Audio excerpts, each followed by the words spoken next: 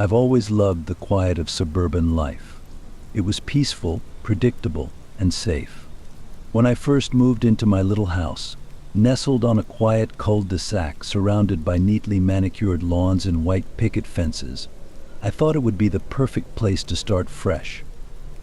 I had been through a tough breakup, and this house, this neighborhood, was supposed to be a new beginning for me. I didn't mind the solitude at first. It gave me time to settle into my own routine, focusing on myself for the first time in years. I had left the chaos of the city behind for this suburban serenity, and I was convinced that my days of stress and anxiety were over. But something about this place changed as the months passed. The stillness I once found comforting began to feel oppressive. It was as if the air here was thicker, heavier, carrying with it something unseen but undeniable.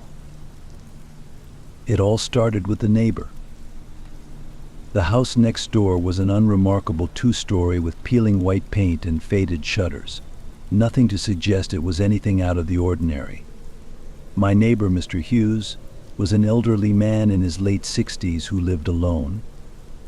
He wasn't particularly friendly, but he wasn't rude either, just one of those people you might nod to as you took out the trash or passed by on the street. I had seen him occasionally when I first moved in, but he kept to himself for the most part. It wasn't until a few weeks into my new life in the neighborhood that I noticed Mr. Hughes behaving strangely. At first it was subtle. I'd catch glimpses of him standing by his window staring in my direction, but when I turned to look, he would quickly close his curtains. I told myself it was just a coincidence, maybe he was checking the weather or watching a bird in the yard. But the more I noticed it, the harder it became to ignore. He was always there, at the same window, watching. Then it got worse. I would go outside to water the plants or take out the trash, and I'd feel his eyes on me. I'd glance up and sure enough, there he was, staring from behind his curtains. I tried to brush it off, thinking maybe he was just a lonely old man with nothing better to do. But then the staring became more deliberate. I started catching him following me with his gaze as I moved through the house, as if he knew exactly where I was at all times. I moved here after ending a long, toxic relationship. I needed space, a place where I could be myself without constantly feeling the pressure of someone else's expectations. This house, with its cozy rooms and quiet street, was supposed to be my sanctuary. I was a freelance graphic designer, which meant I worked from home most of the time. It was a dream job, and I loved the freedom it gave me. But as the weeks went by, the constant feeling of being watched began to eat away at my peace. My work suffered. I couldn't concentrate on my designs. I'd sit at my desk, trying to focus on a project, but I'd feel the weight of those eyes on me. My stomach would knot up, and I'd find myself glancing over my shoulder, half expecting to see someone standing there, even though I knew I was alone. I stopped going outside unless it was absolutely necessary. I drew my curtains tight, locking myself away in my house, as though that could somehow keep his eyes off me. But it didn't help. I could still feel it, the weight of his gaze, as though it had seeped through the walls, suffocating me. Sleep became impossible. Every creak of the house, every rustle of the wind outside would jolt me awake. I'd lie in bed, staring at the ceiling, my heart racing, convinced that any moment I'd hear footsteps outside my window or see a shadow pass by. I began to question myself. Was I overreacting? Was this all in my head? Maybe Mr. Hughes wasn't watching me. Maybe it was just a coincidence. I tried to convince myself that I was being paranoid, that I was letting my imagination run wild. After all, I had never actually seen him outside my house, never caught him doing anything overtly threatening. But the feeling wouldn't go away. It wasn't just a passing sense of unease. It was a constant, gnawing dread that clung to me like a shadow. I started feeling trapped in my own home, too afraid to leave, but too scared to stay. I felt vulnerable, exposed. My safe little house had turned into a prison. Then one night, something happened that made me realize I wasn't imagining things. I was sitting at my desk, working on a project late into the night. The house was quiet, the only sound the tapping of my fingers on the keyboard. I had drawn the curtains tight, as always, but I couldn't shake the feeling that someone was watching me. I told myself it was just my mind playing tricks, until I heard it. A faint tapping sound. I froze, my heart hammering in my chest. The tapping came again, louder this time, like someone was knocking on glass. Slowly I turned toward the window, dread pooling in my stomach. There, in the faint light of the street lamp, I saw him, Mr. Hughes, standing outside, his face pressed against the glass. I screamed, stumbling back from the desk, my chair clattering to the floor. For a moment I was paralyzed with fear, unable to move, unable to breathe. He was just standing there, staring at me through the window with those cold, unblinking eyes. I grabbed my phone, fumbling to dial 911, but when I looked back at the window, he was gone. I rushed to the front door, locking it, my hands shaking so badly I could barely turn the key. I checked every window, every door, making sure they were locked, but no matter how many times I checked, I couldn't shake the feeling that he was still out there watching. The police came, but by the time they arrived, Mr. Hughes was nowhere to be found. They checked the property, but there was no sign of him. They told me it was probably a misunderstanding, that maybe he had come over to check on me, to make sure I was okay. But I knew better. He wasn't checking on me. He was watching me. He always had been. After that night, things escalated quickly. I started hearing footsteps outside my window late at night, soft and shuffling, as though someone was pacing back and forth. I'd catch glimpses of shadows moving outside, but whenever I looked, there was no one there. I couldn't prove it, but I knew it was him. I knew he was still watching. One evening I came home from a rare trip to the grocery store to find my front door slightly ajar. My heart dropped into my stomach. I had locked it before I left, I was sure of it. I stood there, frozen in the doorway, staring at the dark, empty house. Every instinct screamed at me to turn around, to run, but I couldn't. I had to know. Slowly I stepped inside, my hand shaking as I reached for the light switch. The house was silent. Too silent. I checked every room, my heart racing, but everything seemed in place. There was no sign of an intruder. But as I turned to leave the bedroom, I noticed something out of the corner of my eye, a small, folded piece of paper on the bed. With trembling hands, I unfolded the note. The message was simple, written in neat, careful handwriting. I see you. That was the last straw. I packed a bag and left that night. I didn't care where I went. I just had to get out of there. I couldn't stay in that house, knowing that he was watching, knowing that he could come inside whenever he wanted. I never went back. I moved across town, changed my phone number, and did everything I could to disappear. For a while, things were better. The dread slowly faded, and I began to feel like myself again. But even now, sometimes I still get the feeling that I'm being watched.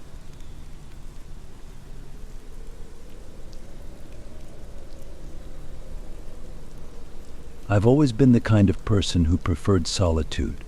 Growing up as an only child, I found comfort in my own company. I didn't need a big group of friends to keep me entertained, just my books, my art, and the quiet space of my room. When I reached adulthood, that didn't change much. My job as a web designer allowed me to work from home, so I didn't even need to leave the house unless I wanted to. My life was built around my routines: early morning coffee, work at my desk by the window, late night reading sessions, and walks through the quiet neighborhood where I lived alone. It was the kind of life I had always wanted, simple, peaceful, and quiet. But that quietness, the very thing I once loved, became a burden when the uninvited guest arrived. My house wasn't anything special, just a modest, two-story building on the outskirts of a sleepy suburban town. I bought it about 3 years ago when I moved away from the hustle of city life.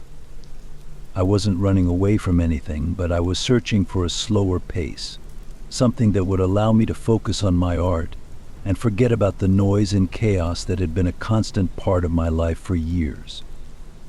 It was my sanctuary, my retreat from the world. I rarely had visitors. My parents lived 2 states away, and my friends, though supportive and caring, knew I valued my space. Occasionally I'd have someone over for a cup of coffee or a late-night movie, but I preferred the silence. It was peaceful, or at least it had been. The house itself was old, built sometime in the late 1920s.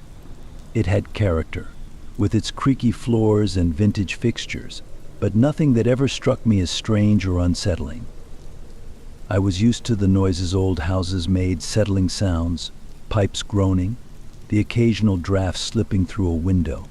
I thought I knew every corner of that house, every creak and crack, until things started changing. It started small. Little things you wouldn't think twice about at first. A door that didn't close properly, a flickering light, a strange draft in the middle of the summer. They were annoyances, but nothing that raised alarms. After all, I lived in an old house. Things break down, right? But slowly the odd occurrences began piling up, and I found myself questioning what was real and what was my imagination. The first night I saw him, I was sitting in the living room, curled up with a book and a cup of tea. It was late, probably around 11 p.m., and the neighborhood was quiet. The kind of stillness you only find in places far removed from city lights and traffic noise. Outside, the wind was picking up, making the trees sway and rustle against the windows. It was the perfect night to stay in, warm and safe. I had just turned the page of my book when I heard it, a knock at the door. It wasn't loud, but in the stillness of the house it sounded like a gunshot. My heart leapt into my throat. I wasn't expecting anyone. No one came to my house unannounced, especially not at this hour.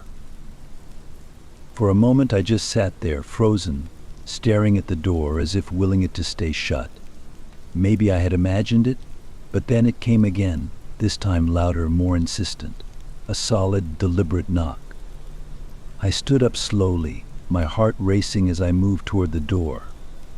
I peered through the peephole, my breath held tight in my chest. There was a man standing on my porch. He was tall, his face partially hidden by the hood of his jacket, and he wasn't moving. Just standing there, looking straight ahead at the door, his body rigid and still. For a second I thought maybe he needed help. Maybe his car had broken down, or he was lost. But something about the way he stood, so still, so silent, made the hairs on the back of my neck stand up. I didn't open the door. Instead, I called out through the door, asking him if he needed help. No response. I called out again, louder this time, but he didn't move. He just stood there, staring at the door. My mind raced, trying to make sense of the situation. Maybe he was dangerous. Maybe he wasn't right in the head. My heart pounded in my ears as I stepped back from the door, unsure of what to do next. After what felt like an eternity, the man turned and walked off the porch, disappearing into the darkness. I didn't see where he went, didn't hear a car or footsteps, just the rustling of the wind through the trees. I told myself it was nothing. Maybe he had the wrong house. Maybe he was just lost. But I couldn't shake the feeling of unease that settled over me like a thick fog. I double-checked the locks on the doors and windows, then retreated to my bedroom, hoping to shake off the lingering fear. That night I barely slept. Every sound seemed amplified, Every shadow stretched longer than it should be. I lay in bed, staring at the ceiling, my mind replaying the image of the man on my porch. Who was he? Why had he come to my house? And why hadn't he said anything? The next day I tried to go about my routine as usual, but the sense of unease lingered. I found myself glancing out the windows more often, scanning the street for any sign of the man. I even considered calling the police, but what would I tell them? That a man knocked on my door and then left. They would think I was overreacting. Hell, maybe I was. But then it happened again. A few nights later, just as I was getting ready for bed, I heard the knock. That same deliberate sound. My heart dropped into my stomach as I rushed to the door, peering through the peephole. And there he was, standing in the exact same spot, hood pulled low over his face, not moving, not speaking. I didn't open the door. I didn't even say anything this time. I just stood there, staring at him through the peephole, my breath caught in my throat. After a long, agonizing moment, he turned and walked away, disappearing into the night once again. This time I couldn't shake it off. Something wasn't right. This wasn't just a lost man or a coincidence. He was coming to my house at night and standing there like he was waiting for something. But what? The next day I installed security cameras around the house. I needed to know if he came back, needed to see where he went when he left. The cameras made me feel a little safer, like I had some control over the situation, but the fear never left. Every knock on the door, every creak of the house, sent my heart racing. It wasn't long before the knocks came more frequently. Every few nights, sometimes twice in the same night, I'd hear that same deliberate knock on the door. I'd check the cameras, and there he was, standing on the porch, not moving, not speaking. I'd watch him on the screen, my stomach twisting in knots, waiting for him to leave. But then one night, something changed. I was sitting at my desk, working on a project, when I heard the knock. I jumped out of my chair, my heart racing, but this time something felt different. The knock was louder, more forceful, like he was pounding on the door. I rushed to the security monitor, my hands shaking, and there he was, closer to the door than ever before, his hand raised as if he was about to break through the door. I called the police. They arrived within minutes, but by the time they got there, the man was gone. I showed them the footage from the cameras, but they couldn't do much. They told me they'd patrolled the area more frequently, but there was no evidence of a crime. The man hadn't tried to break in, hadn't done anything illegal, technically. I felt helpless. I had no idea who this man was or why he kept coming to my house, but I knew I couldn't live like this much longer. The fear was consuming me, eating away at my sense of security. My home, the place that had once been my sanctuary, now felt like a prison. I was constantly on edge, waiting for the next knock, the next encounter. And then, one night, everything changed. It was late, probably around midnight, and I was in bed, trying to get some rest after a long, stressful day. I had almost drifted off when I heard it, a loud crash, followed by the sound of glass shattering. I bolted upright in bed, my heart pounding in my chest. Someone had broken a window. I grabbed my phone and dialed 911 as I crept down the hallway, trying to stay quiet. My hands were shaking so badly I could barely hold the phone. The dispatcher's voice crackled in my ear as I made my way to the living room, my heart in my throat. And then I saw him. He was inside the house, standing in the middle of the living room, his hood pulled low over his face, his body still and silent.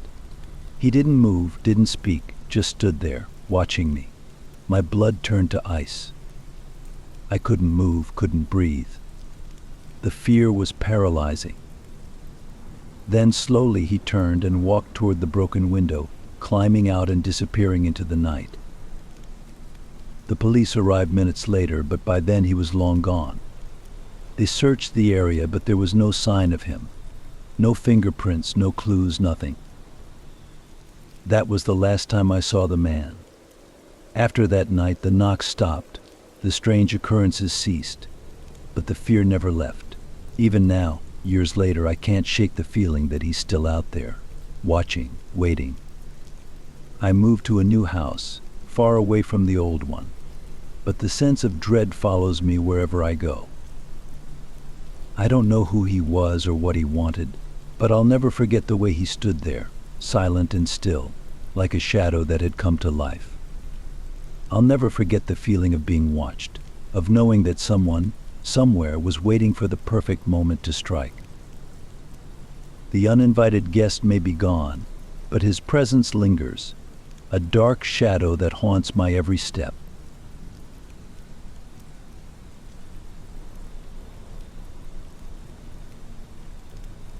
I've lived in this neighborhood for nearly 10 years now.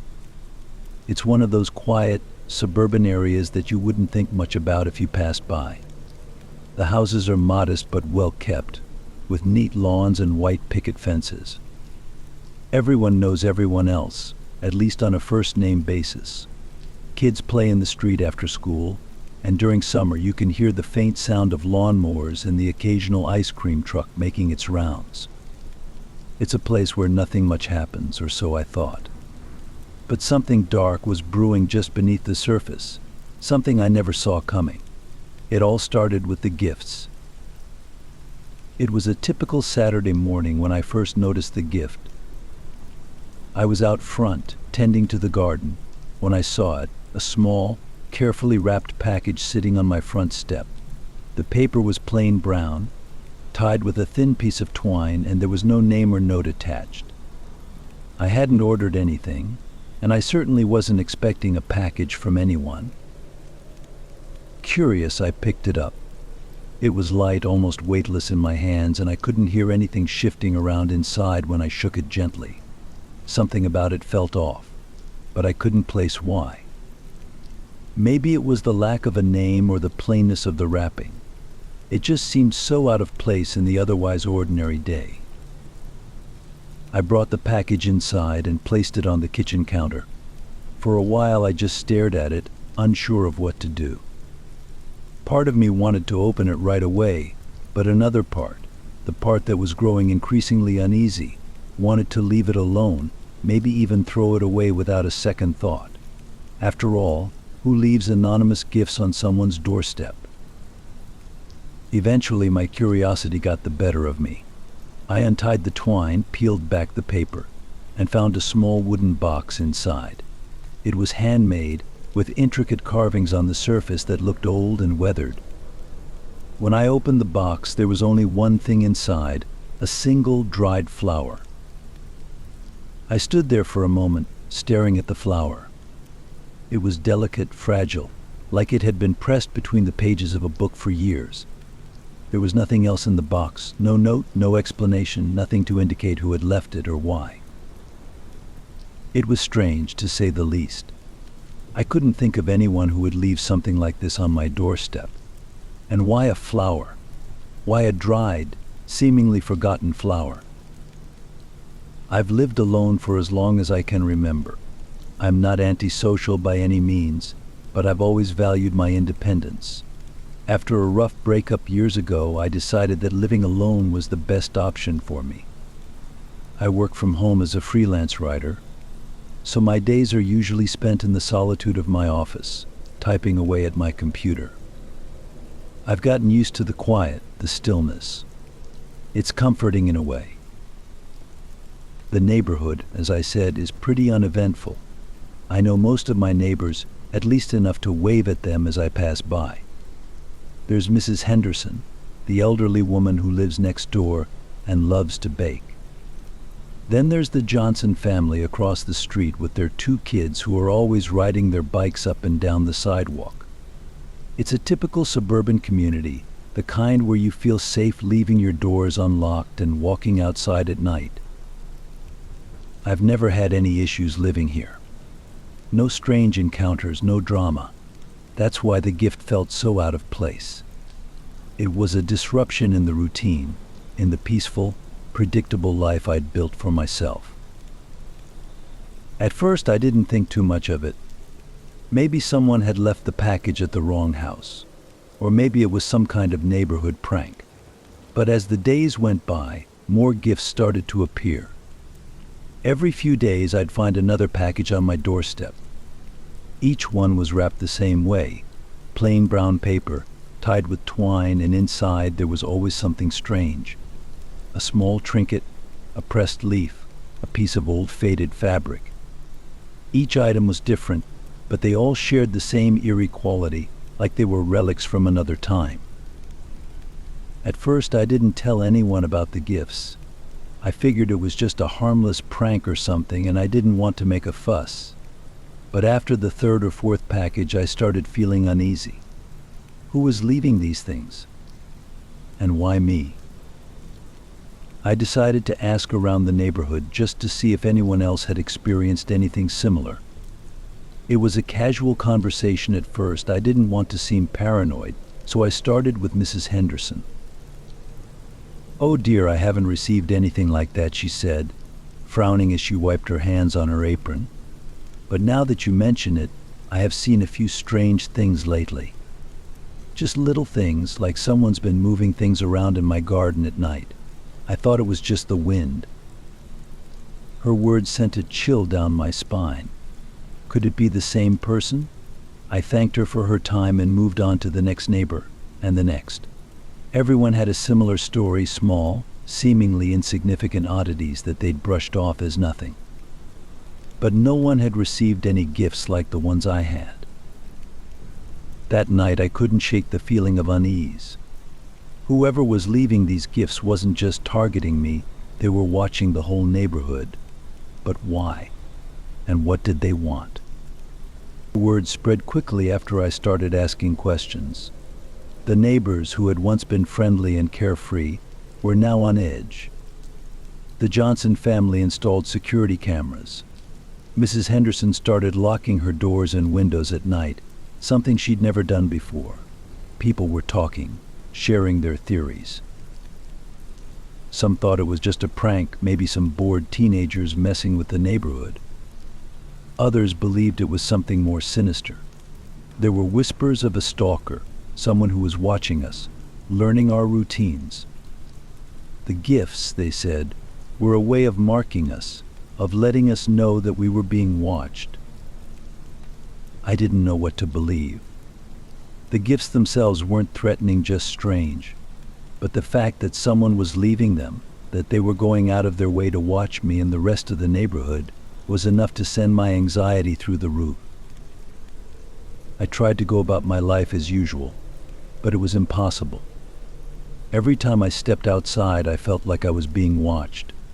Every time I heard a knock at the door, my heart would race, wondering if another package had arrived. The peace and quiet I had once loved about the neighborhood were gone, replaced by an overwhelming sense of dread. One night, as I was sitting on the couch, trying to relax with a book, I heard something outside. It was a soft rustling, like someone was moving through the bushes near the front of the house. My heart leapt into my throat as I crept toward the window, my hands shaking. I peered through the blinds, my breath held tight in my chest. And there, standing at the edge of my yard, was a figure. They were just standing there, barely visible in the dim light, watching the house. I couldn't make out any details, just the outline of a person, standing completely still. My heart raced as I grabbed my phone, ready to call the police, but before I could dial, the figure turned and disappeared into the night. I didn't sleep at all that night. The gifts continued for weeks. Each one was stranger than the last, and with each new package, my fear grew. I couldn't shake the feeling that something was horribly wrong, that whoever was leaving these gifts wasn't just playing a prank. They were trying to send a message. One night, after receiving yet another package, This time a small, rusted key. I decided I couldn't take it anymore. I needed answers. I stayed up late, sitting by the window waiting. If they were watching me, I was going to watch them back. It was around 2 a.m. when I saw them. A figure, dressed in dark clothes, moving quietly through the yard. They crept up to the porch, carefully placing a package on the step before turning to leave. My heart was pounding as I grabbed my phone and quietly slipped out the back door, following them at a distance. I didn't know what I was doing. This was probably a terrible idea, but I needed to know who they were. The figure moved quickly, darting through the shadows, but I kept my distance, staying just far enough behind that they wouldn't notice me. We moved through the neighborhood, past the familiar houses, until we reached the edge of the woods. That's when they stopped. For a moment I thought I'd lost them. The figure stood still, blending in with the trees, and I couldn't see their face. But then they turned, just slightly, and I saw it, a glint of silver in the moonlight. A knife. My blood ran cold. I wanted to turn and run, to get as far away from that figure as possible, but I couldn't move. I was frozen, my feet rooted to the ground as the figure slowly approached me. I could see their face now, the pale skin, the wild eyes. It was Mrs. Henderson. My mind was spinning. Mrs. Henderson? The sweet old lady who lived next door? It didn't make any sense. Why would she be leaving the gifts? And why was she carrying a knife? Before I could react, she spoke. They needed to know, she whispered, her voice shaking. They needed to understand.